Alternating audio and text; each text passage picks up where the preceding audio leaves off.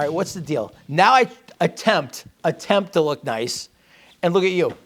Not that you don't. I mean, you got the coat and stuff, but still. But like, you're dressed up every week. I look like I fell out of a hamper, and now I say, well, I'll change it up. It's the playoffs. I'll step it up. And you know what's fun is we don't have a green screen this week, so I could step up and show off my threads this week. This is the official shirt of the game. I guess my wife's not going to watch this episode, or I'm not going to want to show her that episode because you'll get in her feelings with that shirt on. That's Bro, she's still the Margot. Impartiality or rumor on this show. The wife's a longtime Patriots fan. For those of you that know me, it's the Buffalo No-Huddle, brought to you by Ficarella's Pizzeria and GCC, Genesee Community College, and we're actually out at the Call Arena. We're here. We got new broadcast things. We should have had this the first week. Look at this. You know what? It's the ratings got us up there. I was talking to Alex last week. We definitely needed a bigger studio to do this in, and here we are. Right. Let me do the introductions. I'm Jimi Jamm from CJ Country. I host the morning show from 6 to 10. He's Marc Tillery, executive producer of the show. And joining us in studio live, we got the one and only Alex Brasky from the Daily News and the LCN here to chop it up with us, which is nice. So new dynamic here to the show for playoff time, but playoff time is special. Absolutely. And not very often in Buffalo. We got a home game with full stands. It's going to be fantastic. Let's look back a little bit, though, and talk about the season finale. The Jets and that 27-10 win, Buffalo handling their business, picking up the AFC East title back-to-back. Alex, any thoughts on the game? I mean, once again, Buffalo not putting together 4 straight quarters and giving us a little bit of a heart attack there. I mean, what were your thoughts? Yeah, definitely an ugly win. They've had several of those this season. Yeah. But I think that may have been a case of it was the last game of the season. You have a big game against the Patriots coming up. Maybe the offense held things back a little bit once they got that lead, and that maybe led to the comeback that we saw, the Jets cutting it to 3 in the third quarter. And, right. And boy, was that worrisome when that happened. But moving forward, I don't think it's anything to worry about. This team has done that all year, and I just think they're going to come ready to play on Saturday. So you're saying almost like in a preseason when you're not showing your full hand that maybe they held some stuff back until I mean, going into that game, you know you're playing an inferior opponent in the Jets, and when you start the game the way that they did, going up 10-0, and they looked unbeatable in those first couple of minutes. Yeah. Right. I think maybe they let their foot off the gas and maybe held some things back as that game went along, but who's to say? I'm not in that locker room. Mark, how about you? It was, at least it wasn't the first 8-game Buffalo Bills, and it certainly wasn't the Buffalo Bills you saw on December 6th on that Monday night game. It was a tough team, but I mean, you want to say that they came out strong. Allen started off strong. He had some great design and impromptu runs, but the scary halftime score isn't going to beat a team like New England this weekend. Right. And we're against the hapless Jets, and you're saying the giving streak was definitely missing. The defense gave so many gifts, and Allen and the offense could have done amazing things, but 10 possessions in a row without a touchdown against the NFL's worst defense, that's not cutting it. It starts with Josh Allen and ends with Josh Allen. Well, we'll see if it's subterfuge, like Alex is saying. We'll find out soon enough when the time comes. Maybe they very well were holding something back. All I know is sitting out there myself because I was the one doing that. You know, I'm going to give my weekly. I feel bad for Jimmy. Sit up in section. Really feel bad for him this weekend. Yeah, sit up in section 200 and stuff, and you're just watching it. It's just there were a couple series where timing seemed to be off between the receivers. You know what I mean? Mr. White Christmas. Dawson Knox runs an out when Allen thought he was running a post, and then there was a misconnection with Gabe Davis. There were a couple, 3-4 throws in a row. That was just going, what's going on there? But again, who knows what it all means? I'm just concerned with this week, and we'll get to this week, but we got to hand out awards and stuff first. I'm just concerned this week when you're talking 20 degrees colder. Yeah. Not as much wind as the New England game, so maybe that bodes well. But Allen puts so much heat on that ball. It's going to be like throwing a rock to people. It'd be nice if it melted when he put that heat on it and it got to their hands. But, looking back on this week, and a note I wanted to make is Dawson Knox finally came back. He had some amazing catches. Diggs delivered as always. And I would have liked to seen more out of some players, which we'll talk about in our awards. Yeah. But for the most part, defense just lit it up. It was amazing. It looked like they were having fun out there, like polar bears in that snow. It was fun. All right. So with Alex here this week, we're going to fold him into our awards. So basically, we do have an MVP award, the best player from this past week. And what's your pick? I think I'm going to have to give that can I give it to the whole defense? Yeah, absolutely. Sure. You have to give it to the entire defense. I mean, they allow 53 total yards. It was just incredible what they did against the Jets. I think that was the best performance yardage-wise in quite some time, if not ever, for the Bills. Second best all time. Yeah. So yeah. So that was an incredible effort for the defense. The sack party was really raging, as they say. 9 sacks in the game a week after they recorded 5 sacks against the Falcons. So that's certainly a positive sign moving forward if the pass rush can get things going. Yeah. I mean, when you're talking about the quality of opponent, I don't know what it means, but I like that there's progression into that end. You just want, what does it mean when you face somebody really good, good to that respect. As far as for me, top player, I mean, like you said, the defense is fantastic. I'm going to go specifically with Ed Oliver. Ed Oliver is playing to get that, that played that 5th-year option out, and the Bills to find out what they got with him. But wow, he's been a revelation this season as the year's gone on. It's an upward trajectory. It's really exciting to see him be disruptive. I mean, we're not talking Bruce Smith levels. I don't even know that we're talking Phil Hansen levels, but I like what he is bringing to the table for this football team. Ed Oliver had some running back speed out there. When you watch him just go through that line, he cut through it like a knife through butter. It was awesome. It was awesome. But getting to mind, A-plus performance for the defense. I mean, we're talking 9 sacks, like you guys are talking, 9 sacks with Buffalo's D, and now we have to refer to the Jets QB as Sack Wilson after this. Yeah, absolutely. That defense definitely gave him a new name. It was a great time out there. All right, now we never say least valuable player on the show. We call it Better Luck Next Time, the Better Luck Next Time award. So, Mark, what's your pick? All right, I got 2 on this one. You can take 2 with 2 other.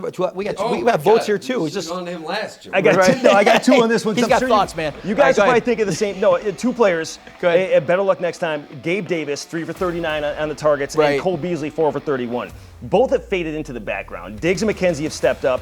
They continue what's got to be done, but I hope to see them bounce back this week. But I want to see Beasley back in the slot doing what he does best, but this was just a bad skid of a game for him. It depends this upcoming week. If the Patriots could not handle the Bills man-to-man in Foxborough, if they go to more to a zone, that speaks to Beasley's abilities because he's not as strong as he used to be man-to-man. He's slowing down. His age is showing. In zone, he can get open. That's what he does best. So, I mean, you've got, we'll see, what he does this upcoming week. Now, you guys saw it in a couple plays. Davis looked like he was hurting on a couple plays, limping out there and stuff. So I don't know what's going on. We don't know what's going on behind the scenes there. But he looked like he was hurting after a couple plays. After that one touchdown, he got rolled up on and he limped off the field. He came back into the game, and I think he'll be okay moving forward, but definitely something to look at if he's not at 100%. He was a guy when he got on the COVID list before the Foxborough game, we were like, oh man, to lose him now. Right. So it's great to have him in your pocket, but it's like, there's some tough decisions for Dable from going forward because McKenzie had the breakout game. You got Beasley if they go zone. You got Gabe who you want to put in the offense because he's the future. Who knows? My Better Luck Next Time, I'm going to say this. This is going to, since you took Gabe, I'm going to take one. This might leave Alex scratching his head a little bit. Then I got to go with Matt Hawk then. I got to go with the punter. It was a rough night for him. Now, here's the thing. Some people won't give him a pass because of those wins, but we know what those Buffalo wins are like. Right. Brian Moorman used to master punting in that stadium. He knew how things were. Hawk's still relatively new. He was trying, and he did extricate himself from that and get some couple nice punts off later, but I mean, it was tough going there, and he drops the ball in the one punt there, and then he's got to kick it. It goes for all of 7 yards, but it was, No, I'm glad but you said nights that. like that happen. But he's been pretty steady most of the season. Alex, what do you think? You're least valuable. You're going to pick somebody. Yeah, my Better Luck Next Time might be a little bit of Josh Allen.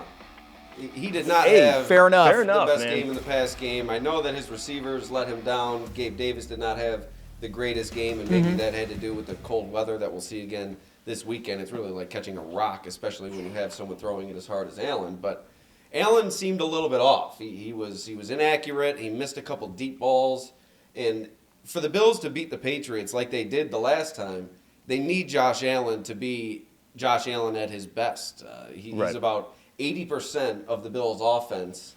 So if he's not right and if he's not at his best, that leaves the door open for opposing defenses to really lock in and limit this Bills offense. All right, now we're going to do this. It is time for the Bro Seriously Award. This is the award it could be something that happened in the game, sometimes somewhere else in the game. Could have happened in the league somewhere else from this past week. Alex, if you could pick one Bro Seriously that makes you go, what? What is that? Well, Bro Seriously.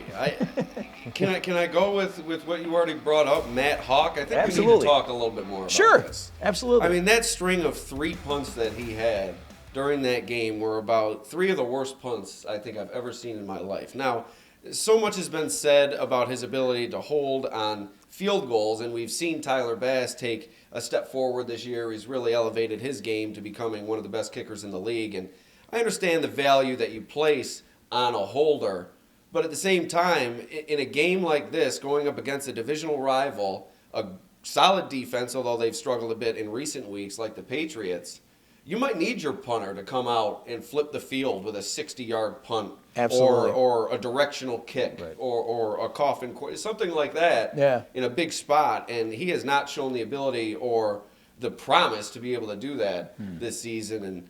And that's starting to become a concern. And I get the holding thing, but eventually you need your punter to be your punter. All right, now, do you have something in the game for your bro seriously, or Oh, it's definitely in the game. All right, then you do it, because mine's a little more global. Go ahead. What do you got for your bro seriously? Level. First of all, thank you for picking Josh Allen for your better luck next time, because I'm usually the one burned at the stake for that.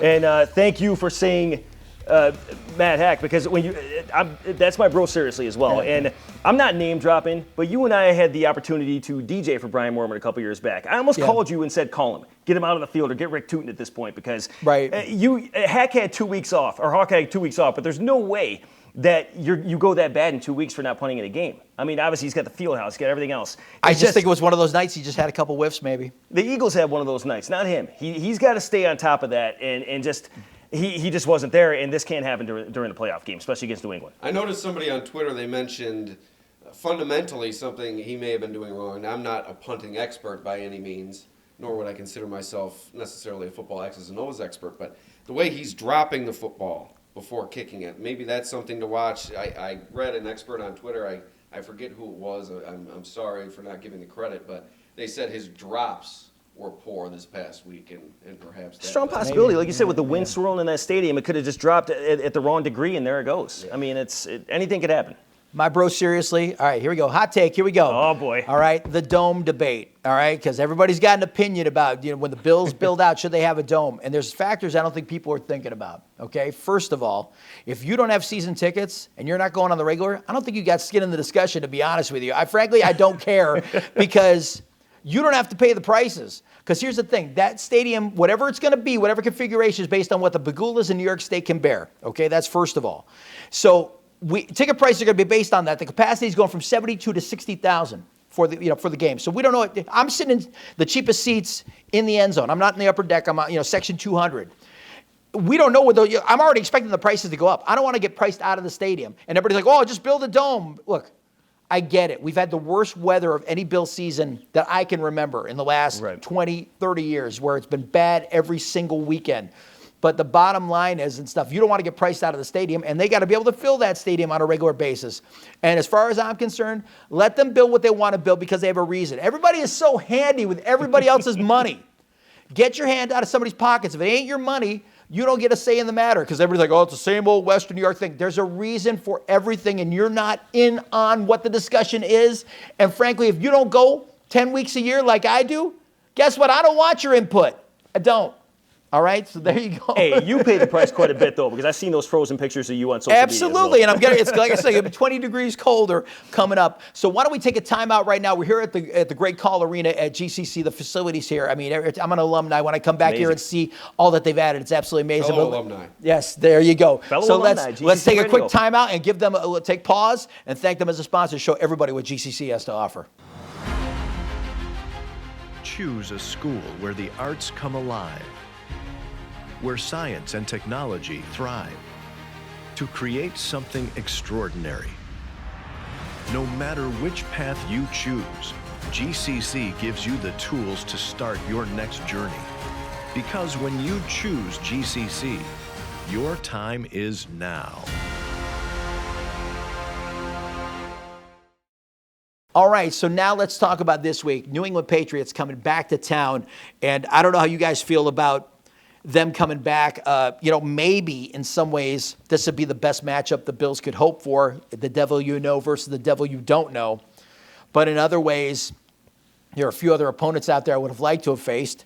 And if the Chargers hadn't been so aggressive, maybe, they would have been coming here, or we would have been playing the Bengals, or, what I mean? You know what, though, with San Diego, San Diego, I said it again, with that's fair enough. Los Angeles, I love San Diego. Trust me, I do it every other day. Go ahead. But when you look at that team, that's a team that the Bills didn't face at all this season. So it could have been upset city, or it could have gone either way. They I got like some the skill fact players, that we're playing, Buffalo's playing a team that it's 1-1 for the season, as far as New England 1-1, Buffalo 1. Right. Now they're coming back into Buffalo's house. The fun fact about this is Josh Allen needs to take advantage of being home for a change. He's home in Gillette against New England. At home at Highmark, he's got a 19.8 QBR.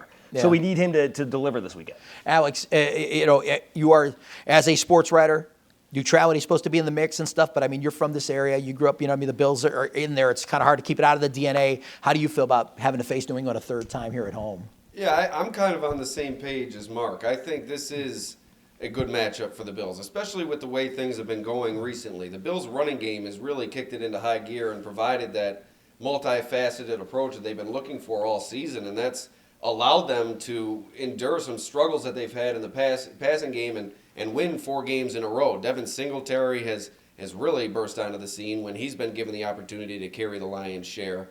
And on the other side, New England's run defense has not been what it once was over these past couple weeks. Against the Dolphins this past week, who are not one of the best running teams in the league by any means, they dominated the Patriots at times in the running game. So with Singletary's emergence and then Josh Allen obviously sprinkling in a 20-yard run here, 10-yard run there, 50-yard run there, I think that matchup there between the Bills' running game and the Patriots' run defense, that could work in the Bills' favor. Do you feel, though, that in the same way that maybe the Bills ran a little vanilla once they knew they sort of had this ball game and the defense had the Jets on lock, that maybe Belichick held back a little bit too? He said likely, you're looking at the different scenarios that could come out playoff-wise. We're probably going to end up playing Buffalo. And whoever we face, they don't need to see certain things. And maybe they might have held back a little bit too. It's always interesting to get into the mind of a head coach and wonder about that stuff. Whether they're on the sideline, watching the scoreboard, Buffalo goes up 10-0. Okay, we don't have a chance to win the division now. We'll hold back. So that is an interesting take, and I'm glad you brought that back up because Mark made a good point. A lot of the receivers looked kind of out of sync and I don't want to say confused, but maybe out of place, and maybe that goes to what I said as well. Maybe they were doing some things that they don't normally do, not only holding things back, but also putting some things on film to maybe like a Trojan horse situation, maybe confuse the Patriots, and maybe due to those receivers maybe being in unfamiliar positions, maybe that led to some uncharacteristic drops from Gabe Davis and others. Let's talk about the elephant in the room all season. I mean, the pundits have been singing the praises of Mac Jones, and Mac Jones has shown a little bit of he's played more like a rookie over the past several weeks, and now it gets real because it's playoff time. And, and let's face it, it wasn't like the Monday night game was an ego-building lesson for him as you get to only throw 3 times. 3 times, man. I mean, granted, the wind's going to allow for a little bit more maybe out of him if they decide to pass and stuff like that, but he's been taking his lumps.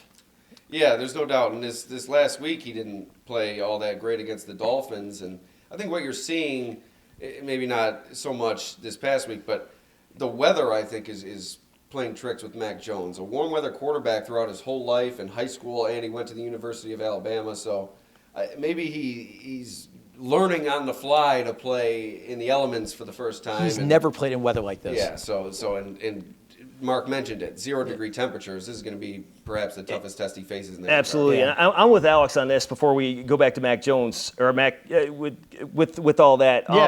When you're looking at, you have Singletary this time around. You didn't really have a running game established on that December 6th game. The 16th, you were kind of, week 16, you were kind of getting into it a little bit. But now, not only do you have Josh Allen that's a threat running the ball, you have Devin Singletary, who New England, I don't feel has faced him at full power yet, And getting back to them, the Bills need to punish the Patriots early. Bottom line, they need to come out, they need to play a physical game, they need to knock Mac on his butt and let him know what it feels like to be cold and just get the Patriots throwing. Well, here's the other thing, too. Well, you bring up an interesting dynamic about that, too. The Patriots seem to be practicing and playing like cold doesn't affect them. If you look at both teams, you see the Bills guys running under jackets a lot. A lot of the Patriots guys do try to stand out in the elements and try to tough it out. They're trying to use a little different mentality. Now, here's the thing.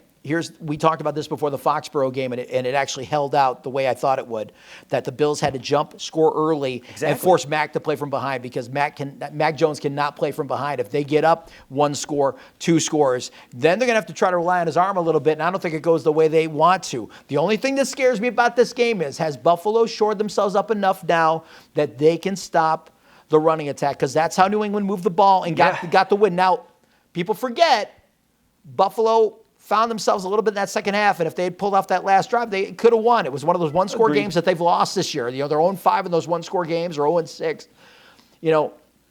Can Buffalo stop the New England running attack?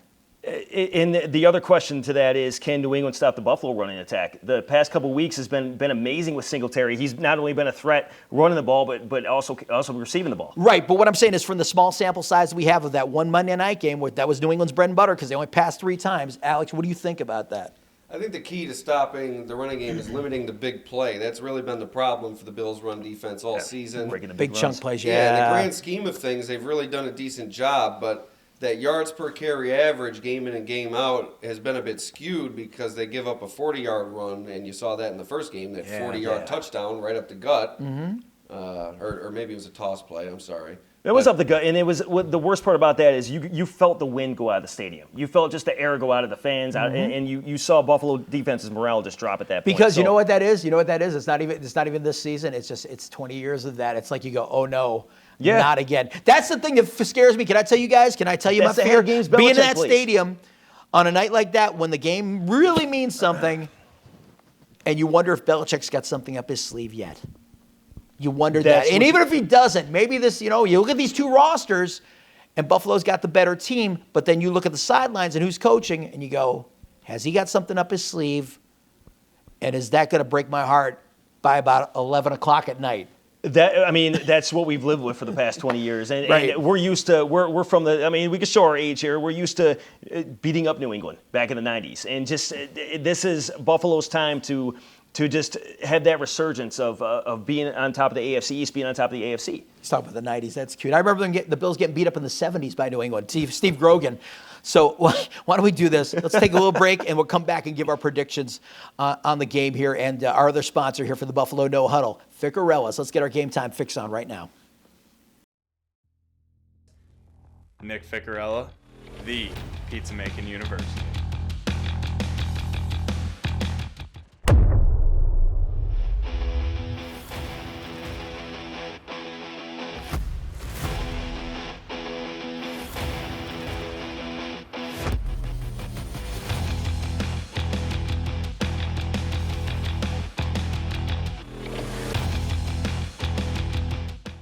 All right, before we get to my pick, we got a guest prognosticator this week, and since we're at the Call Arena at GCC, why not do it? Justin Johnston, the VP of Development and External Affairs here at GCC. Justin, what's your pick? Thanks, Jimmy, and thanks for being here on GCC's campus at our Call Arena.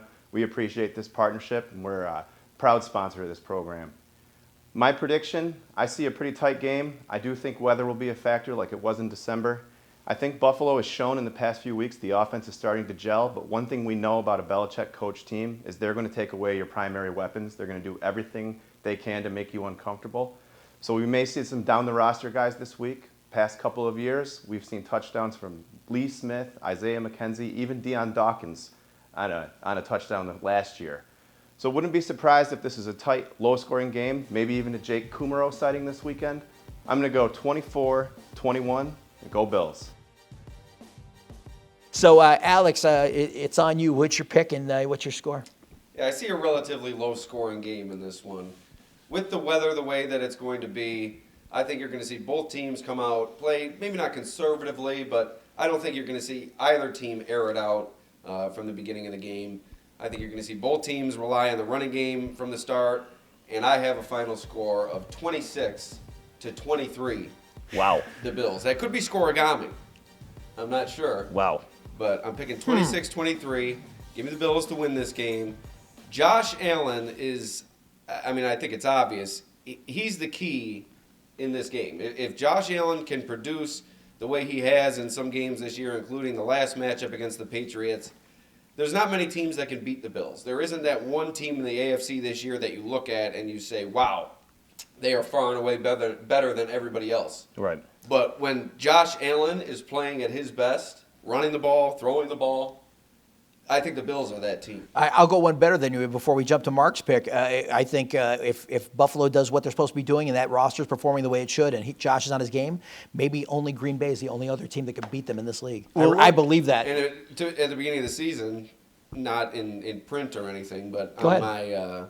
my Pick'em league, I picked Bills Packers in the Super Bowl. So I Wow. agree with you wholeheartedly on that. What's crazy is we were all in agreement last week that Indianapolis was going to be that team we were scared of in the playoffs, and what a shocker last week, right? That Indianapolis not even in the playoffs, and that was the one team we're worried about Tennessee too. You worry about wacky teams sometimes. All you need is a team to get hot, and the next thing you know. Right on. But let's go to your picks, though, Mark. Quickly on that, I'm Yeah, sorry. you're good. The Jaguars, I don't remember exactly the stat.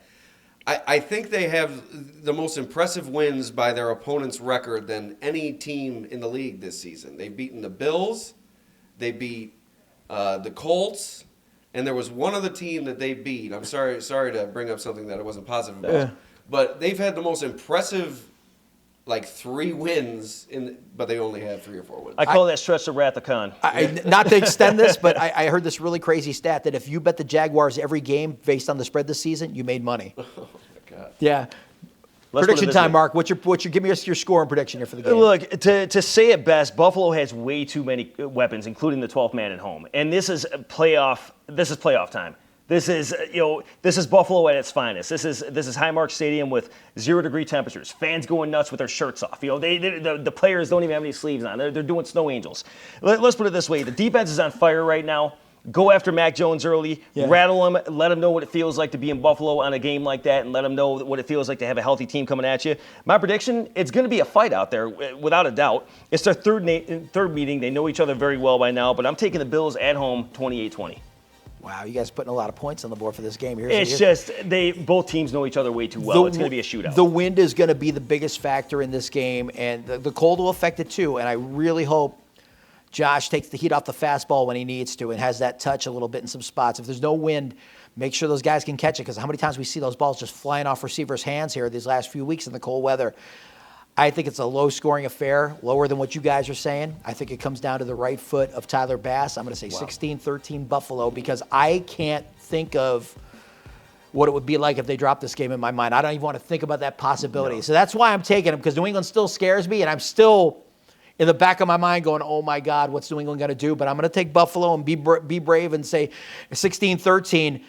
It's a long road for the Bills here. If you look at that bracket, the way it's laid out and stuff, because, if everybody handles their business, you're talking chalk then it's on to taking on Kansas City and then eventually the Titans. And you're talking to young Mac Jones, and Alex, you played high school football. You get it. When you're in temperatures like that. Not well. And you get and same here. That's why we're sitting here right now. But we're doing what we do best. Right. But no, when you get hit in that cold, it's like getting electrocuted. It hurts. When you put Addison back there, you put Ed Oliver back there, and just crushing Mac Jones, he's not going to want to get up.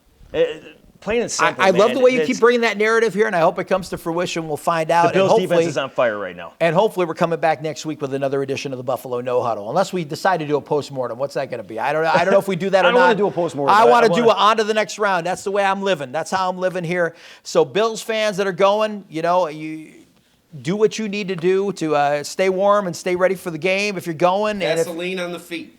Yes, we were talking about this. Janine Talley, Daryl Talley's wife, brought this up. Before he rocked the Spider-Man outfit, he used to put Vaseline all over his body and then put the clothing over the top, all the layers, and that's what kept him warm during the game. Yeah, so that's a thing. Don't mistake it for the Ben Gay or the Icy Hot. Icy Hot hurts, man. See, we needed his insight from week 1 here in the studio, I'm telling you. All right, that's what's crazy, man, but definitely don't do those little shaker things and put them in your boots. They never work. The hand warmers. We'll talk about never work. Let's take that conversation. We'll give our review on those next week. Let's take those conversations offline. We'll talk about Warm and our theories and all that stuff. But that is going to do it for the Buffalo No-Huddle. Hopefully not for the season. We got to thank Ficarella's. We got to thank GCC, and I'm so impressed with the Call Arena and the facilities here.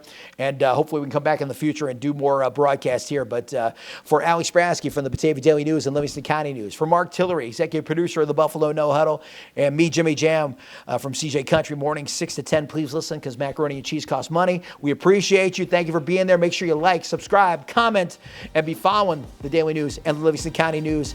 And, hey, go Bills. Go Bills.